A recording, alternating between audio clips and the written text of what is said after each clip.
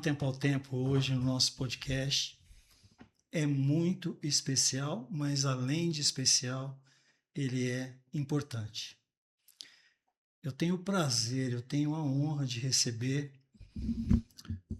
um dos mais conceituados profissionais da área de educação física, não somente na região de Ribeirão Preto, mas do país, José Eduardo de Oliveira. Essa pessoa mais que especial, comendador pela Ordem de Educação Física de São Paulo, professor universitário com mestrado e doutorado pela USP de Ribeirão Preto. E se eu for falar o currículo dele aqui, com certeza é uma novela, porque o currículo dele é gigantesco. José Eduardo, primeiro é um prazer recebê-lo, mas mais que tudo é admiração, porque a responsabilidade que você tem, sendo um dos grandes diretores, foi presidente do CREF da 4ª Região aqui de São Paulo, e é um trabalho difícil, porque lida com todas as situações emocionais das pessoas, da prática da atividade física, da responsabilidade, de às vezes ter que interferir em um trabalho, por mais que o coração diga outra coisa, mas para se cumprir as leis. Fala um pouquinho desse trabalho tão importante à frente do CREF. Paulo, primeira coisa, obrigado. Parabéns pelo trabalho, pelo estúdio novo, por todo o ambiente, muito confortável, aconchegante, acolhedor, tá? Então, parabéns por isso. E o prazer estar aqui com você de novo. A gente que mais do que qualquer coisa é amigo, Com certeza. né? Fizemos graduação junto. Tava falando que há quanto tempo nos conhecemos, 35 anos por aí. Uma vida, né, Paulo? Então, um prazer estar aqui e estar dando essa entrevista novamente para você aqui. A gente já trabalhou junto, né, em algumas situações.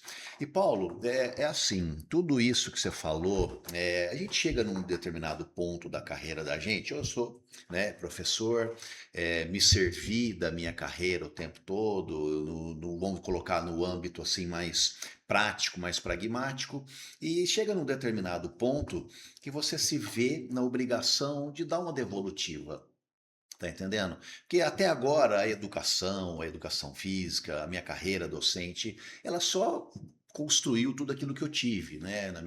Com a minha família, com a minha filha, tudo que a gente conquista materialmente, emocionalmente. Aí você chega num ponto e fala, puxa, acho que está na hora de eu devolver.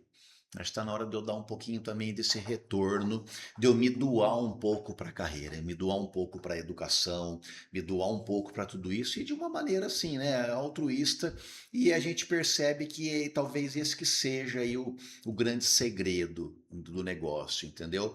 Quando você atinge um ponto que você acha que você tem alguma coisa para colaborar, que você pode fazer alguma coisa, mesmo que seja uma coisa muito pequena, mas alguma coisa assim, porque a gente sempre tem, assim, acontece alguma coisa no mundo, alguém fala, nossa, alguém precisa fazer alguma coisa, não é? Com certeza. Tá, mas quem que é esse Quem alguém? que vai assumir, né? Então alguém Assumir precisa a parte fazer. boa é fácil, A né? gente vê numa notícia lá, uma guerra na televisão, alguém precisa fazer. Tá, então alguém tem que sair, levantar da cadeira, né? E tentar pelo menos. Conseguir, às vezes, é outra história, né? Então é isso, eu acho que chegou num ponto, eu comecei a mexer. Não vou negar que sempre foi uma coisa que eu sempre gostei bastante, né? De fomentar, de correr atrás das coisas. E aí eu comecei justamente a me embrenhar por esse lado. Isso casou um pouquinho com a minha história acadêmica, porque aí eu vim estudando, a gente fez a graduação junto, aí fui fazendo especialização, mestrado, doutorado. Um dia eu comecei uma situação que me incomodava muito na minha carreira docente, principalmente em nível de ensino básico, né? Que é essa questão de violência, indisciplina, né, na escola. Isso é um problema para todo mundo, né? Um Com problema para a certeza. escola, para o aluno, para o pai, para a mãe, Problema para da os sociedade, né? profissionais, De um modo né? em geral, né? E isso começou a me incomodar, né? Eu falei, eu preciso estudar um pouco mais isso daí. Então, toda a minha área acadêmica foi para esse lado.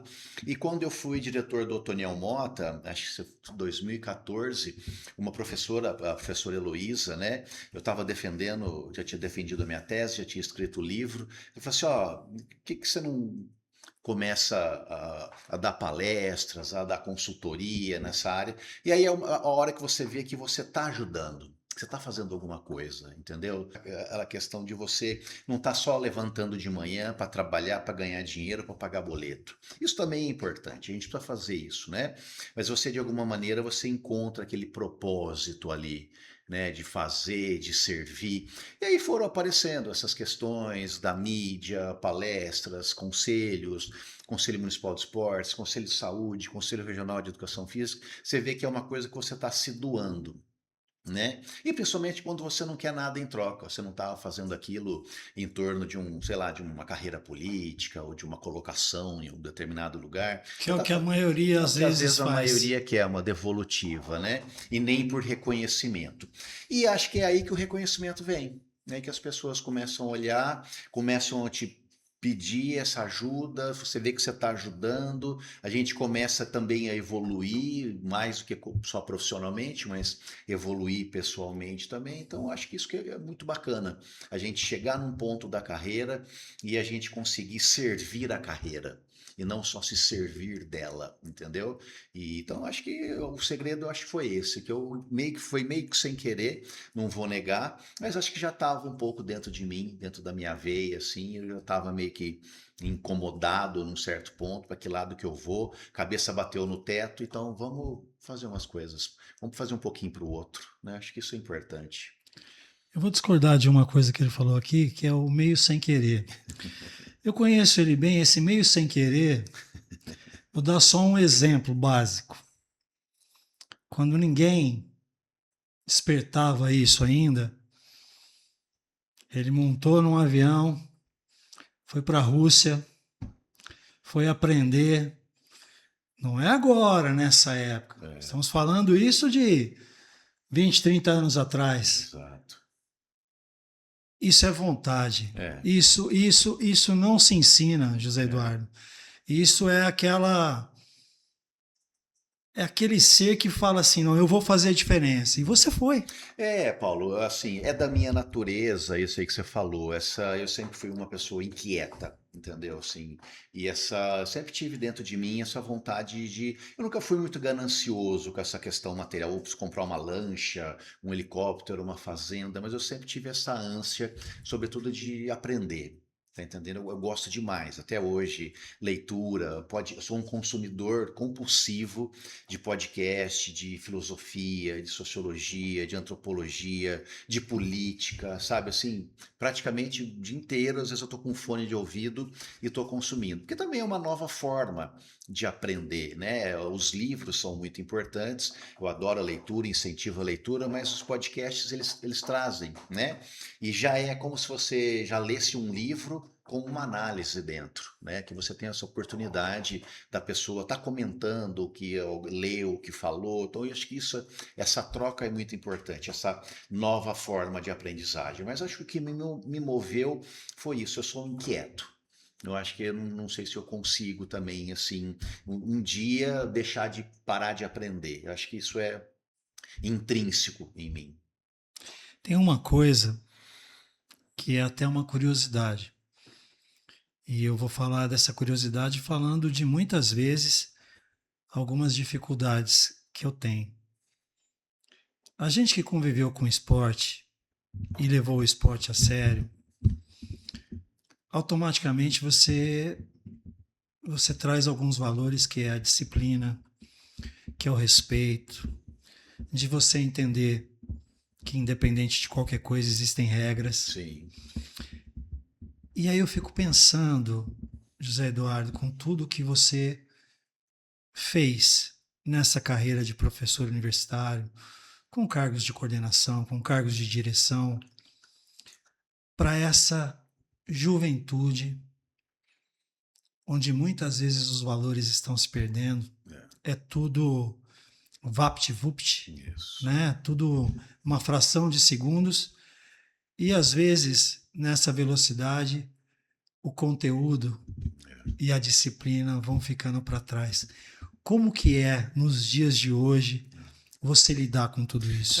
Hoje, segundo a filosofia, a gente vive a pós-modernidade, né? A modernidade lá no finalzinho da Idade Média, né?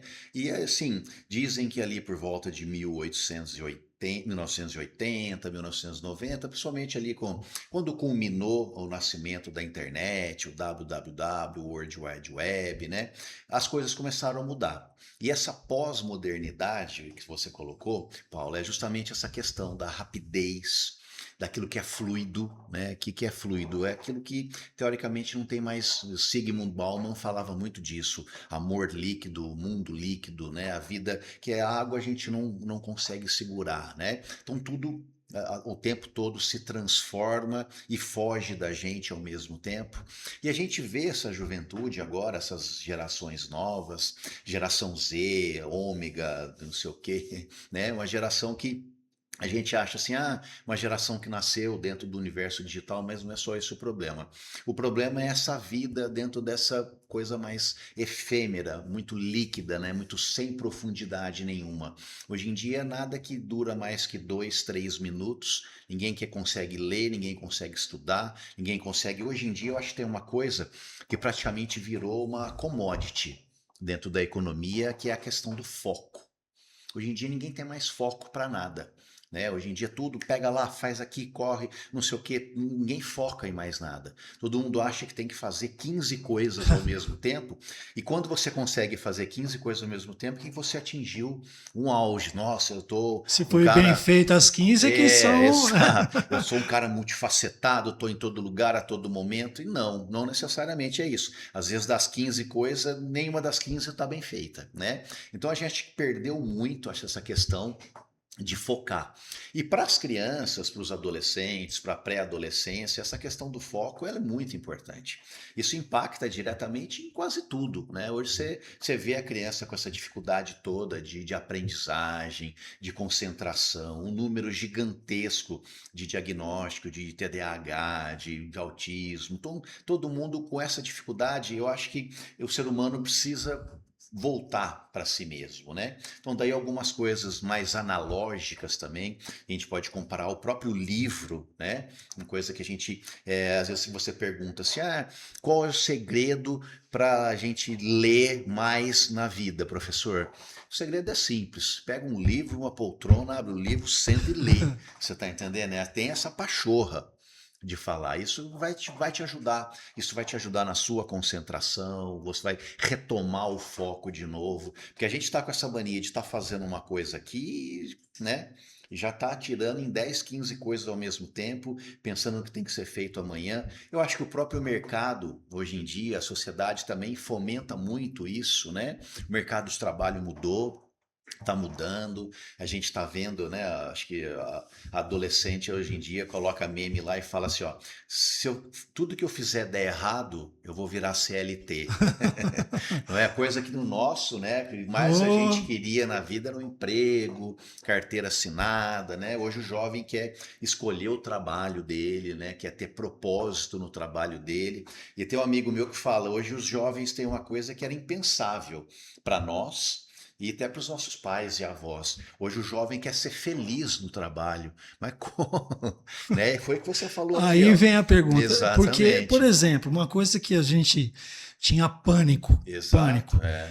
era que já vinha da orientação dos pais, né? Sim.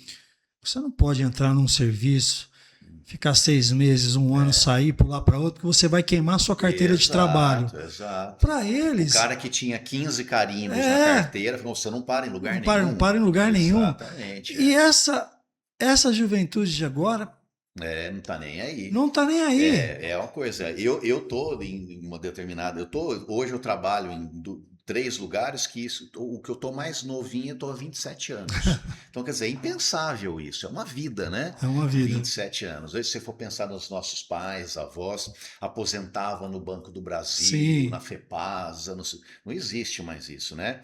Hoje em dia, o adolescente lá ali, o geração Z, ele tá num lugar, aquilo não está satisfazendo ele começa a pipocar, né? É legal, tudo bem, ele está em busca realmente de felicidade, de um propósito, né? Mas, de novo, volta lá no Sigmund Bauman que mostra essa liquidez. Você está entendendo? Que, na verdade, hoje em dia, nada mais é concreto, né? Tudo está é como se derramasse água na nossa mão e aqui a gente se esforçando para segurar uma coisa que não vai ser segurável. Você não vai conseguir manter muita água na sua mão, parte vai escorrer. Então, acho que são novos tempos, acho que essa pós-modernidade é isso, né? Sem falar da tecnologia, né? Se culpa muito a tecnologia das coisas, e eu acho que não. Eu acho que a tecnologia ela é muito mais solução do que problema. Eu acho que é muito mais uma falta da gente usar da maneira correta, inclusive em âmbito educacional, tá entendendo? Sim, Lógico que o celular chegou num ponto que estava atrapalhando a escola, né? Isso é fato, é isso é real. fato. Mas ao mesmo tempo foi mal usado, tá entendendo? Eu acho que a própria escola e a própria educação perderam a oportunidade, estão retomando agora, de ensinar o aluno a usar o celular. Porque é até uma coisa desconexa. A escola, ela quer banir o celular, sendo que o menino e a menina vai para o mercado de trabalho e vai precisar do celular. Hoje em dia tudo é celular. Hoje em dia não tem muito mais notebook, desktop, quase ninguém usa, tá tudo no celular. Então, na verdade, é uma questão muito mais de você formar para um uso mais assertivo, mais adequado daquilo. Eu acho que nós somos muito mal educados tecnologicamente no Brasil. O brasileiro é um dos que mais fica, né, na rede social, a gente tem uma média altíssima quando comparada aí ao restante do mundo, e a maioria desse uso acaba sendo aquele uso banal, né? Só rede social, não falando mal, todos nós aqui temos redes sociais, elas são importantes, como o próprio nome está dizendo, é uma Sim. rede social, são novas Desde que formas de saiba contato. usar bem, Exatamente. Antigamente era tudo ali no boca a boca, hoje em dia está aí, né? E eu acho que o problema também não é a rede social. O problema é você usar de maneira racional, consumir de forma consciente. E eu acho que é isso, é o papel da escola. Faltou a escola discutir e não entrar com um negócio, dois pés no peito e falando proíbe. Tá entendendo? Acho que faltava assim, precisava de uma regulamentação, lógico. O professor estava dando aula, o menino estava no TikTok, isso precisava interferir, mas eu acho que você tem que ter a tecnologia dentro da educação, porque o mercado tem tecnologia. Mesmo que você não vá para a área de tecnologia, qualquer área vai ter tecnologia dentro dela. Você está indo impossível. Eu não consigo pensar em nenhuma área, até a nossa área, educação física, que é uma área corporal, vamos dizer assim, sem tecnologia você não faz sim. mais nada, entendeu? Então você não pode negar a tecnologia. Acho que a tecnologia é algo muito positivo. E a gente tem que saber lidar. Acho que talvez seja essa discrepância, né, de aluno no século XXI, professor no século XX, escola no século XIX. E aí fica esse choque cultural, né? Então, quer dizer, talvez tenha sido esse o problema e não a culpa da tecnologia. E isso aí impactou naquilo que a gente falou, Paulo, foco. Né? A Foco. criança acabou perdendo. Hoje o foco, se fosse uma matéria, acho que estaria sendo vendido para as pessoas e quem tivesse a patente já estava milionário. Porque é o que a gente perdeu, essa capacidade de focar nas coisas, fazer as coisas bem feitas, focar em poucas coisas. A gente usa hoje um grande erro. Eu tenho minhas prioridades, no plural. Prioridade vem de primeiro, tá entendendo? De principal. Se eu tenho 10 prioridades, você não tem nenhuma. Prioridade é uma coisa. Qual é a sua prioridade? Tá entendendo? O resto é secundário, terciário, né? Então acho que a gente se perde um pouco nisso. Novos tempos. Uma pergunta. O CREF hoje, né? Porque vocês fazem inúmeras diligências, né? Na fiscalização, em tudo que está acontecendo. Mas e aqueles profissionais que não pegaram a data da fixação da lei, né? Da Sim. educação física? Como que é hoje aqueles profissionais que já trabalham há décadas em um esporte, eles mesmo não sendo anteriores à lei, eles ainda conseguem ter a graduação como técnico desportivo com relação ao CREF? Então, só para explicar para todo mundo, então, CREF, né, é uma sigla, Conselho Regional de Educação Física, ele trata da entidade de classe, que é a entidade fiscalizadora da profissão. A gente pode dizer que é um órgão análogo ao Conselho Regional de Medicina, de Sim. Fisioterapia, OAB, acho que todo mundo conhece a OAB, a Ordem dos Advogados do Brasil. Então, é aquele órgão que vai legitimar e, ao mesmo tempo, vai fiscalizar. Trata-se de uma profissão, então, regulamentada. Sim. Quer dizer, a educação física especificamente foi feita em 1998, 1º de setembro de 1998, e de lá para cá, todo profissional que vai atuar, ele tem 2 pré-requisitos: passar pelo curso de graduação, ele tem que ser formado numa instituição de ensino superior, que é o pré-requisito para ele solicitar o registro. Que assim funciona, medicina, enfermagem, direito, né? E é isso que você falou, nós temos profissionais que atuaram no esporte, né? Que em tese tem uma comprovação, né? Mas não passaram pelo curso de graduação em nível superior. Esses profissionais são chamados de profissionais provisionados, né? Toda profissão tem.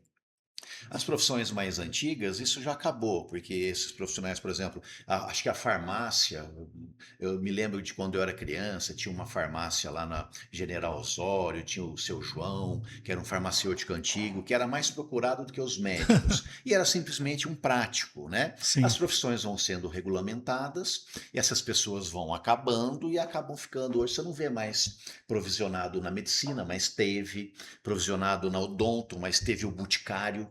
Tá entendendo? Quando a odontologia virou uma profissão regulamentada, já tinha um monte de boticário que com dor de dente, arranca. Aí esse cara virou provisionado. Óbvio que esse cara já morreu, já aposentou, acabou. E esse cara ainda existe na educação física, porque a educação física é uma profissão nova de regulamentação, 1998. Sim. Em termos históricos, é anteontem, né? Então, houve um período para que essas pessoas pudessem fazer um ajustamento de conduta, né? O Conselho ofereceu um curso para que essas pessoas pudessem fazer esse curso e se diplomar e tirar o registro. Esse prazo já acabou em 2001. Então, teoricamente, não. Mas ainda assim, se tiver alguém que tem comprovante que registro profissional, documento de comprobatório, alguma coisa nesse sentido, e conseguir ainda via judicial, o CREF ainda tem concedido alguns registros de provisionamento. E assim, a própria educação física às vezes faz uma pergunta: Zé Du, você não acha injusto o cara entrar no meu lugar, eu que estudei? Essas pessoas são muito diferentes de nós, tá entendendo? Não no sentido de serem melhores, piores, mas é um entendimento, elas vêm né? com uma outra bagagem, né? Tudo bem, o menino hoje da faculdade acha que nós temos um ícone da musculação que abriu uma academia em 1970 aqui em Ribeirão Preto, que aquele cara é provisionado e vai tomar o lugar dela. Aquele cara está no lugar dele desde 1970, desde quando o pai desse menino que está questionando não tinha nascido ainda. Você está entendendo? Então, quer dizer, é um lugar que a gente não tem que tirar aquela pessoa daquele lugar. É um lugar que já tinha sido conquistado antes de que a lei fosse regulamentada. Até porque vocês têm a lei a favor, mas também à frente precisa haver o discernimento. É lógico. Porque são seres humanos que também precisam trabalhar. Sim. Desde que eles sigam as regras, seja provisionado ou não. Eu falo que hoje, nessa selva que a gente está vivendo, se você tem alguém ainda que está tirando uma criança da rua, lógico, projetos sociais, e a maioria isso não tem preço, é essa característica. Não tem preço. Ou é gente que está na parte social, ou é gente que está no alto nível. Eu vou até tomar uma licença ética aqui e citar alguns nomes. Talvez vou citar o nome do provisionado, vamos dizer assim, mais valoroso que tem na educação física e no esporte, que eu acho que é inquestionável. Aí eu vou te perguntar, ele está tomando o lugar de que menino? Bernardinho. É um provisionado. Sim. Ele está concorrendo com quem?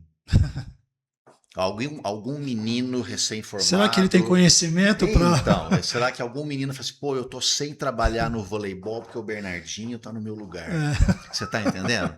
Então é completamente diferente. Esse cara, essa pessoa traz uma bagagem, traz uma experiência, traz uma vivência que mesmo quem passou pela graduação, se especializou, mestrado, doutorado, pós-doutorado, não tem. Você está entendendo? Então isso precisa ser valorizado. Eu acho que o conhecimento é isso. Tem o conhecimento teórico, conhecimento mais prático, científico, empírico. E essa mistura, esse amálgama é muito importante.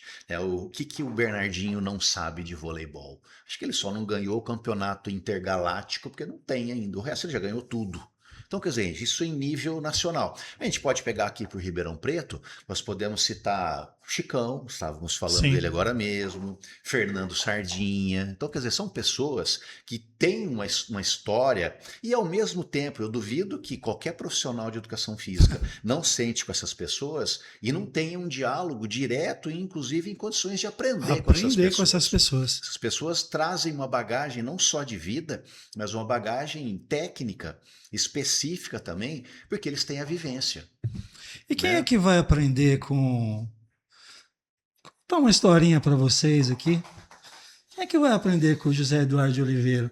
Um certo atletazinho de basquetebol que pouco sabe aonde chegou. Onde que foi essa paixão pelo basquete? Continua inteira? Continua. É assim, o basquete, né, Paulo, foi o que me trouxe para tudo isso, né? Não sei também muito bem, foi aquela geração, nós perdemos o Oscar Schmidt, né, agora, foi meio que aquela geração ali, eles são, o nosso querido Gabriel saiu daqui, o Gabriel de uma geração intermediária, então assim, eu fui, vamos dizer assim, pupilo do Gabriel Guimarães, que estava aqui no outro podcast, e a geração superior é essa geração do Pan-Americano, né? Que a gente pode colocar ali Marcel, Oscar, que todo mundo conheceu. Eu tinha ali mais ou menos uns 7, 8 anos e meio que comecei a assistir aquilo. Eu já era meio grandão, meio comprido. Não é quase nada, quase nada.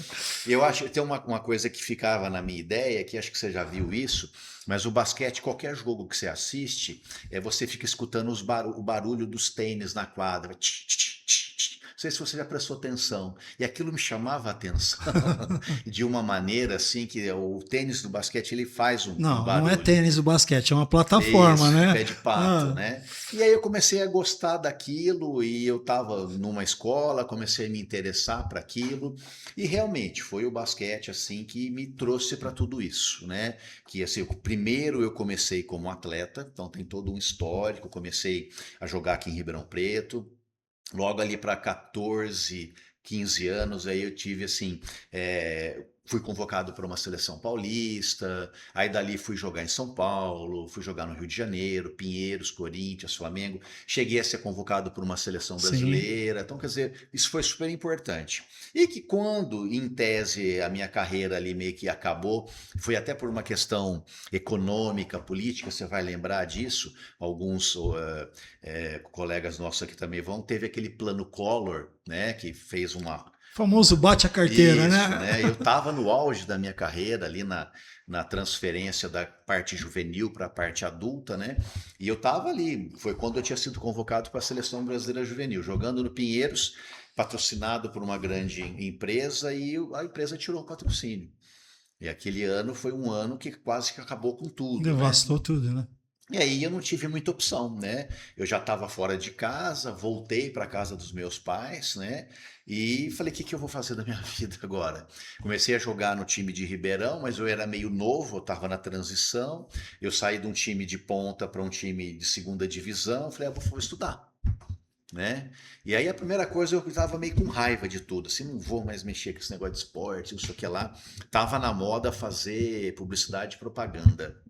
E fui fazer publicidade e propaganda, mas assim, deu 4 meses. Eu falei, Pô, é melhor pegar minha bola de o basquete. mais engraçado é que naquela época, né, nós estudamos em 1993, ali devia ser 92, por aí, um pouco antes. Eu estava fazendo publicidade e propaganda e um amigo meu era professor do COC e falou assim: ó, tem umas aulinhas do COC de basquete, você não quer pegar? Na época ainda não era regulamentado. Aí eu falei, pego, lógico. Aí eu falei, putz, eu estou fazendo publicidade, já estou dando aula de basquete. Falei, você quer saber? Vamos para a educação física, né? Parar com esse preconceito. Ele estava com raiva, né? E aí foi aquilo. Também entrei na educação física com aquela cabeça assim, se você me perguntasse, até teve isso, né? Um colega nosso, o João Luiz, o Joãozinho, né? Sentou do meu lado, ele falou assim, o que que você vai ser quando você se formar, né? Eu falei assim, você é técnico gostaria muito de ser técnico da seleção brasileira, de basquete, técnico aqui da nossa cidade. Eu perguntei, e você? Ah, também quero mexer com voleibol, também gosto de natação, beleza. Eu me lembro que passou um tempinho, acho que era primeiro período, ainda a primeira etapa que a gente estava, e eu cheguei para ele e falei, João, sabe aquele negócio que eu falei para você que eu queria ser técnico de basquete? Ele falou assim, sei, você já falou, você vai ser o quê? Esse tamanho seu, né? Eu falei, não, João, não vou querer ser não. Ele olhou para mim e falou, o que ele vai arrumar? E a gente tinha um grande professor, né? O Rogério Meirelles, acho que foi um grande, né? Eu falei, João, eu quero ser isso daí. Ele falou, o quê? Eu quero ser professor universitário. Ali, mais ou menos no primeiro, no segundo período, já tinha. Ele até falou, nossa, Zé Du, você vai ter que estudar, fazer mestrado, doutorado, não sei o que. Eu falei, João, é isso que eu quero. Eu preciso fazer só uma parte nessa história, Ah, tá? Porque eu devo isso para você, meu público. Eu não vou falar tudo que eu estou pensando agora, desses comentários, desses bastidores, porque no meio disso tudo existe uma palavra que se chama ciúmes. é, Quando um profissional é bom, se ele não tem o discernimento de entender quando ele cruza com outro profissional bom, ele tenta tornar tudo uma competição. E perde às vezes. E perde às vezes. Que bom que você é ético. Eu agora posso falar como jornalista aqui, então, que isso era um dos diferenciais, né? sim, Independente de quem instigava sim. você tinha a mesma firmeza que eu falei desse cara que foi para a Rússia, entendeu? Isso, exatamente. Foi. E aí você olha e você de repente se vê fazendo aquilo, né? E você sabe, eu sou uma pessoa tímida, fechada. Na hora de falar, na hora de dar aula, muda para mim um pouco. Não sei se tem um botãozinho que se você encontrar comigo na rua, você fala, nossa, que cara seco, que cara fechado, que cara, não sei o que lá. A hora que você me põe na frente de um microfone ou na lousa com giz, eu solto. Eu não sei de onde veio isso, entendeu? E eu me vi nisso e falei, olha, se tiver que estudar pro resto da vida, é isso que eu quero. Que é de lá para cá eu não parei mais, entendeu? Primeiro de maneira institucional, até as minhas titulações, até o doutorado, mas eu me vejo até hoje. Eu até falo para os meus alunos na faculdade, eu discordo muito do profissional de qualquer área que fala assim, me formei.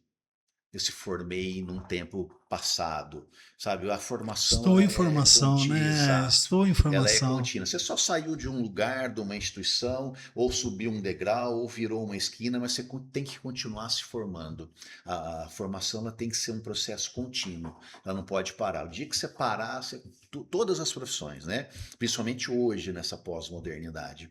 Mas a pessoa que consegue entender isso, que às vezes o aluno hoje, né? Ele quer muito assim, acabei a faculdade, acabei. Não, você não acabou nada. Você está começando. Tá entendendo? É o começo de tudo. É daqui para frente agora que você vai fazer alguma coisa, desempenhar alguma coisa, né? E foi lá que começou assim. E eu acho que aí eu vi que não era muito uma vertente técnica minha, e eu era mais do que qualquer coisa, o meu negócio era ser professor. A educação física era só um detalhe. Mas aí eu comecei a ir para outras coisas e ver que o meu negócio era a sala de aula. Eu gostava de pesquisa, gostava de estudar, não achava ruim de estar numa sala de aula como aluno. Então passei um tempo da minha vida ainda quanto estudante, até 2010 fui estudante, regularmente matriculado. E hoje sou um estudante aí da vida. Hoje tenho outros interesses e continuo estudando e tentando aprender mais um pouquinho. Zé Eduardo, uma pergunta. Quando nós começamos a estudar,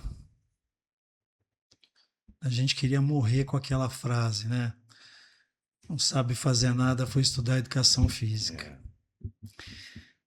Passado as décadas, graças a Deus, houve a valorização das pessoas enxergando a educação física como saúde, né? E também como educação. Isso. Mas ao mesmo tempo, eu pensando agora você à frente do CREF, muita gente pensando só na parte estética e não na parte de saúde.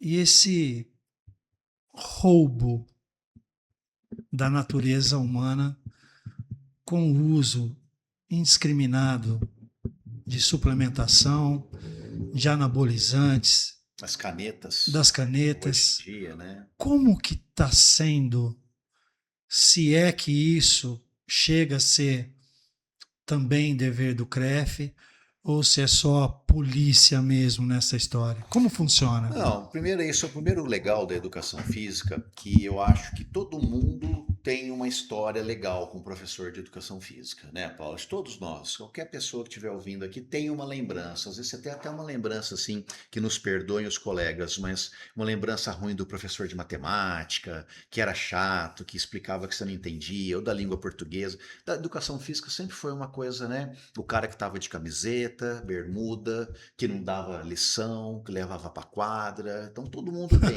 Então eu acho que a educação física, a primeira coisa que eu tenho para falar é isso. A educação física é essa profissão muito bonita, né? Muito bem aceita, muito bem vista por todo mundo e que tem esse papel e essa condição de transitar, que você falou. A educação física, ela tem o esporte, ela tem o alto nível, a performance, ela também é educação, ela também é saúde, ela vai, também é política, também é cultura. Então a educação física, ela tem esse monte de estrado, né? De novo, estamos na pós-modernidade. O que que as pessoas querem? Um mínimo de sacrifício, coisa veloz. Ah, você precisa de uma alimentação balanceada e sei lá, uma rotina de treinamentos. Ah, mas isso vai demorar quanto? Para eu ver resultado. E sacrifício, 6 meses, um ano. Então, quer dizer, hoje as pessoas querem instantâneo, né? Imediato, Então né? eu acho que todas as profissões, não só nós, mas começaram a sofrer um pouquinho com essa coisa da estética. Eu acho que isso entrou demais, primeiro, na medicina. Você lembra que anos 2000, 2005, tanto de gente morrendo numa mesa de cirurgia, porque precisava corrigir uma dobrinha atrás da orelha. Aí tomava Não, uma a explosão anestesia. da cirurgia plástica foi uma Exato. coisa Tirar gigantesca. 3 quilos de Até hoje, gordura. né? Até Isso. hoje. Hoje em dia, óbvio que a ciência está muito avançada, mas foi uma época também que a medicina pagou um preço. Porque por causa de 3 quilos numa festa de casamento, a pessoa morria na mesa de cirurgia. Depois isso foi invadindo, fisioterapia, estética. Eu acho que chegou muito na odonto. A odonto quase que parou a parte preventiva de tratamento e ficou só a ortodontia. Hoje, gente com 70 anos, ao invés de pôr dentadura, está querendo colocar aparelho. Então, tudo hoje em dia está na estética.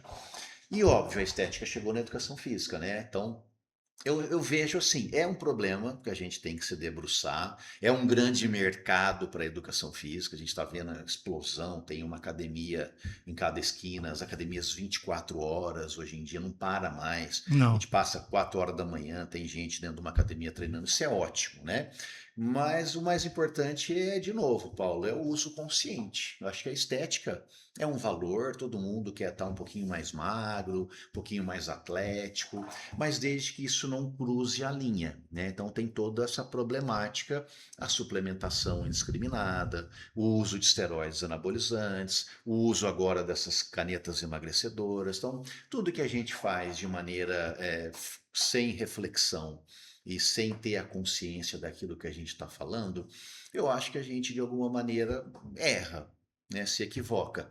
E a educação física, ela tem que saber explorar, entender que a estética é como se fosse uma pizza que fosse a educação física, e a estética é só uma fatia. Então ela tem que explorar, acho que tem que saber explorar.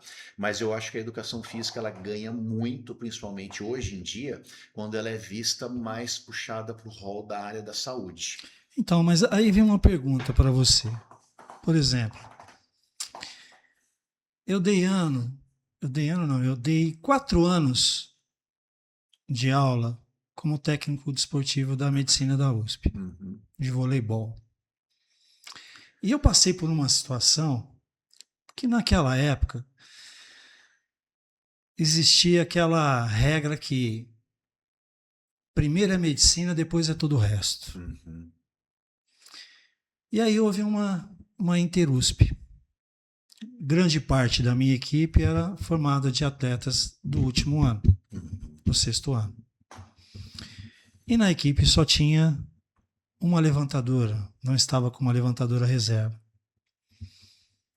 E houve um problema com essa levantadora. E aí vieram me pressionar que ela teria que ser colocada para jogar. A menina já havia feito exames em todos os lugares possíveis aqui em Ribeirão, até mesmo dentro da própria USP, e não achavam qual é o problema que ela estava em um dos pés dela. Eu falei, ela não vai. Veio um vulcão para cima de mim. Não, porque ela vai. Eu falei, olha, ela não vai. Se vocês forem colocar ela, tá tudo certo. Eu estou saindo por aquela porta. E não coloquei. Nós fomos para a Interusp. A menina foi para São Paulo, num centro especializado. A menina estava com 12, eu estou falando de 12 microfraturas no pé. É o que vai acontecendo. Se eu colocasse aquela menina para jogar, subindo, saltando, eu tinha arrebentado com ela.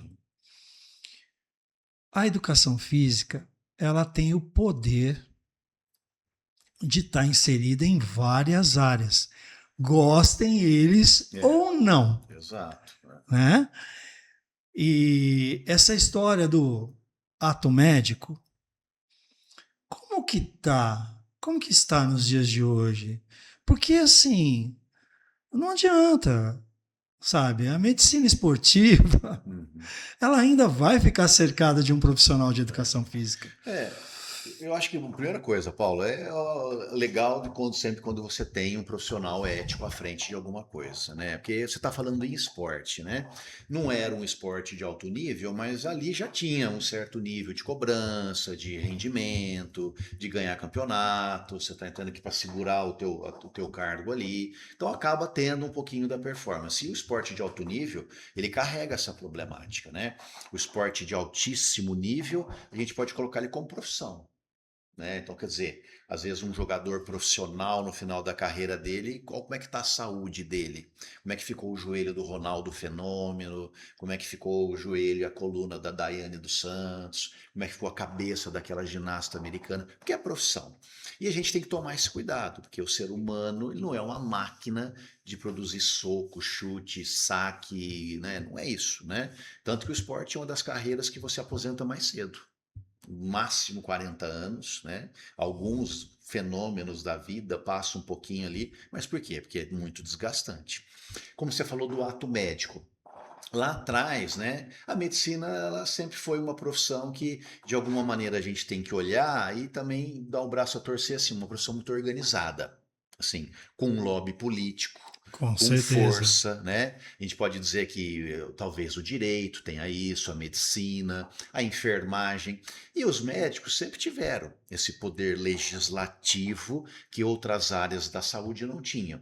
Então os médicos começaram a ver perdendo muito terreno ali, a nutrologia com a nutrição, a fisiologia do exercício, a medicina desportiva com a educação física, a própria reabilitação com a fisioterapia, a psiquiatria com a psicologia. Você fala, tá, faz o que vocês quiserem aí, mas quem manda aqui somos nós nós. podemos fazer qualquer coisa, né? E desde colocar um band-aid no braço Sim. até uma cirurgia, primeiro é com a gente, né? Acho que lá atrás isso foi um pouco mais contundente, podemos dizer assim. Eu acho que com a regulamentação de algumas profissões, a própria educação física, eu acho que com o amadurecimento do mercado, eu acho que as coisas começaram a se automaticamente a segmentar. E até quem queria tudo começou a falar, isso eu não faço mais. Uma caixa de abelha. A própria enfermagem, a gente pode colocar o quanto a enfermagem ela é organizada. A enfermagem hoje em dia ela tem 4 profissionais. Ela tem o enfermeiro padrão, o técnico de enfermagem, o assistente da enfermagem e um outro que eu não lembro. Ou seja, o enfermeiro padrão não vai trocar fralda mais do paciente, não vai tirar curativo, ele vai mandar fazer. Então as profissões foram se organizando. É isso que CREF, Sistema Confef-CREF, quer para a educação física. Porque tem surgindo essas coisas, os cursos de tecnólogo, provisionado, é assim que a gente precisa se organizar e crescer. Porque vai chegar num momento também que a gente já vai começar a falar, isso é para o estagiário. Não para o estagiário em si, mas isso já é para o próximo. Eu acho que é um amadurecimento que a medicina conseguiu alcançar e hoje ela se vê num ponto que algumas coisas para ela não interessa mais. A própria clínica geral começou a olhar para isso, a cardiologia, a medicina do esporte. Então acho que eles pararam um pouco de brigar e as coisas estão um pouco mais segmentadas. E eu acho que as outras profissões se organizaram. Mas aí vai uma crítica, né? Precisamos ainda da educação física fazer, que é uma profissão nova, né? Nós temos profissionais de educação física aqui no Brasil desde o final do século XIX, mas enquanto profissão regulamentada, de novo, é 1998. É Então muito recente, ela é né? novinha, tá entendendo, né? Então, quer dizer, ela é um bebê engatinhando ainda. Isso em termos de regulamentação. Então, a gente não tem lobby político, municipal, estadual, federal. Então, tudo na nossa vida ainda é uma luta jurídica, é uma luta legislativa para conquistar alguma coisa, para não perder determinada coisa. Então, ainda é que todo mundo quer tirar as coisas da educação física. Pilates, não sei o quê, todo mundo quer de alguma maneira falar, não, eu também posso fazer isso. E não. Então, acho que está faltando isso. Mas hoje em dia eu acho que está mais segmentado, Paulo. Eu acho que as profissões se separaram bastante, né? A fisioterapia e a educação física ainda disputam algumas coisinhas, mas eu acho que está faltando as duas profissões, uma chegar para a outra e falar: ó, nós somos irmãs, só que eu faço daqui, você faz dali. Não tem concorrência. A fisioterapia A gente é vai o se somar. o movimento voltado para a reabilitação e o nosso é um movimento voltado para o condicionamento físico, né? E esse condicionamento físico indo para várias coisas. Então, acho que é uma questão de maturidade e esse é o papel de um conselho, tá? Não vou dizer que a gente consiga tudo que a gente quer, não vou dizer que o conselho é um órgão que funcione assim do jeito que a gente gostaria, mas é justamente por isso, talvez pela imaturidade, pela falta É um de lobby processo. político, É é um um processo, processo. tá entendendo? A gente vai ter que passar por um período e chegar num determinado ponto e a profissão, de alguma maneira, ela já está mais valorizada. Acho que um divisor de águas foi a pandemia, também mostrou para todo mundo, né, o quanto era importante Sim. que o exercício, o movimento humano não é só a estética, é que o ser humano ele Até para é, a parte né? mental. Exato, né? A primeira coisa é que na nossa época a gente tinha essa segmentação, uma visão cartesiana do processo, né? Paulo René Descartes, filósofo, né, do século XIX, ele colocava isso, corpo e mente. Não é separado. Meu braço faz parte do meu corpo. Meu joelho faz parte do meu corpo, então a minha cabeça também faz. Então não tem corpo e mente, tem corpo. Tudo é corpo, a mente é corpo. Então todo mundo começou a entender que não era só saúde física, que não era só Sim, abdômen, só glúteo, sim. só bíceps, né? E hoje é outro, né? Outro grande problema, talvez, da uma pandemia mundial é a saúde mental. Hoje em dia, vamos falar a verdade, quem tem saúde mental? Né? Hoje em dia, quem não está medicado? Quem não toma alguma coisinha para dormir, para acordar, para fazer sexo, para comer, para parar de comer, todo mundo está medicado. Então, quer dizer, tudo isso envolve. Então, e o exercício, o movimento humano, eu acho que é uma grande ferramenta, porque foi uma coisa que o ser humano parou de fazer. Nós somos animais, né? Então nós crescemos dentro de um mundo de escassez lá no Neolítico, na Idade Média, onde a gente tinha que sair e conquistar a nossa comida, a caça, né, de alguma maneira, e a gente perdeu, a gente abre a geladeira, a comida está aqui. E isso foi péssimo para a gente, né? A gente deixou de se A lei do movimentar. menor esforço, né? Exatamente. E o nosso cérebro adora isso. Né? A gente é, né? O nosso cérebro ele é condicionado a esse menor esforço. Ele te coloca de maneira inconsciente para tudo aquilo que você puder fazer, gastar menos energia, se estressar menos e ter um menor esforço, para o cérebro é melhor. Está entendendo? Então a gente tem uma tendência a essa acomodação, a essa zona de conforto. O cérebro funciona dessa maneira. O cérebro não gosta de novidade. Ele gosta de zona de conforto. Você faz sempre aquela coisinha daquele jeito, o cérebro quer que você continue. Pode ser uma porcaria aquele hábito, mas ele quer que você continue. Fumar, beber, comer fora de hora, não se exercitar, estou com preguiça. Para o cérebro é ótimo, você está entendendo? Ele já criou uma homeostase para aquilo. A hora que você fala assim, ó, faz 10 anos que eu estou sedentário, você começa a ir para academia, teu inconsciente vai lutar contra você. Para quê ir para Sem academia? dúvida. Você descansa. Assiste uma série, tá? Porque o cérebro gosta desse modelo de adaptação. Então, tudo que você propõe para o nosso cérebro e faz durante muito tempo, você programa ele para aquilo. E depois você reclama. Você programou, é desse jeito que é bom. Enter. Aí depois você reclama. Você fez a programação. Você está entendendo? Então o cérebro vai resistir à perda de peso, à mudança de hábito, de atitude, de qualquer coisa, né? E é isso. Tudo que a gente vai fazendo, a gente teoricamente vai saindo dessa zona de conforto e de alguma maneira eu acho que esse é o grande papel do movimento humano, retomar aquilo que nós, os nossos ancestrais faziam. A gente pegar na época dos nossos avós, as pessoas eram mais magras. O trabalho era muito mais braçal. Hoje em dia tudo nosso é sentado, tudo nosso é tecnologia, tudo nosso é dentro do mínimo esforço possível. Né? Tudo para nós é quanto mais cômodo, tudo quanto que for remoto para nós.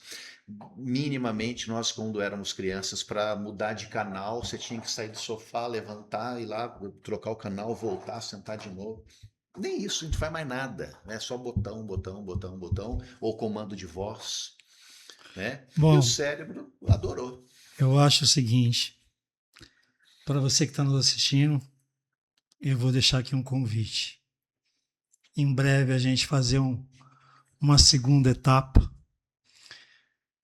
e eu me sinto lisonjeado de recebê-lo pelo profissional que você é, pela sua história, por todo esse caminho que você está fazendo, não só à frente do CREF, mas por todos os lugares que você passou, pelo professor universitário que você é, pelo atleta que você foi.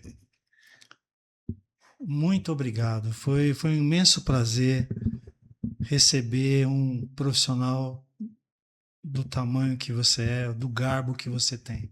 Muito obrigado. Paulo, eu que agradeço, viu? Eu agradeço a todos por essa atenção estar aqui com a gente. Eu acho que é sempre importante, né, esse diálogo, a gente rever amigos, né, de tanto tempo atrás. Quando você me convidou, você perguntou, você tem muita correria e muita coisa para fazer. Falei, Paulo, tenho que te Eu vou falar. fazer uma mágicazinha aqui hoje. Mas é isso, acho que é o prazer da gente vir aqui, né, e poder bater um papo, poder servir agora aqui. De qualquer maneira, isso é uma prestação de Com serviço, na certeza. minha opinião, né? Sim. A gente, alguma coisa a gente consegue, para a gente terminar, para não alongar muito, me perguntam muito, Paulo, você acha que a tecnologia vai tirar o professor? Vai acabar com o professor? Eu não sei, mas pode até ser que sim. Pode até ser que daqui 30, 40 anos, ou daqui 10, não sei, tenha um avatar, um algoritmo que dá aula e tem mais conhecimento que um professor. Acho que vai acontecer isso. Mas tem uma coisa que não vai acontecer, que nenhum avatar, nenhum algoritmo, nenhuma tecnologia vai fazer, que é o que a gente está fazendo aqui hoje, a capacidade de inspirar as pessoas. Então pode ter que ser de um monte de gente que vai assistir esse podcast, pode ser que tenha um que Já ouviu um fez a negócio diferença. e falou, nossa, aquele cara me falou alguma coisa que eu falei aqui, da educação, ou de ir para academia, ou de se mover, sei lá, qualquer coisa. Eu acho que essa é a capacidade que a tecnologia não vai ter. Ela pode ter muito mais conhecimento, mais didática, mas a gente está à frente de uma sala de aula, de uma lousa, de um microfone. A responsabilidade é essa, inspirar as pessoas. Se a gente conseguir inspirar um a cada, sabe, mudar a vida de uma pessoa, acho que já é muita coisa. Então, às vezes a gente acaba até dando uns tirinhos, acertando um monte, e a gente fica mais feliz ainda. Então, acho que é isso. A possibilidade da gente mudar um pouquinho a sociedade já me satisfaz. E te agradeço a oportunidade, viu? Com certeza, eu que agradeço. Palavras são muito legais, mas o exemplo arrasta. José Eduardo de Oliveira, esse grande profissional, com mestrado, com doutorado pela USP, um dos grandes personagens fortes do CREF, mas acima de tudo, uma pessoa mega especial. Programa Tempo ao Tempo, nosso podcast de hoje, com certeza, muito sucesso.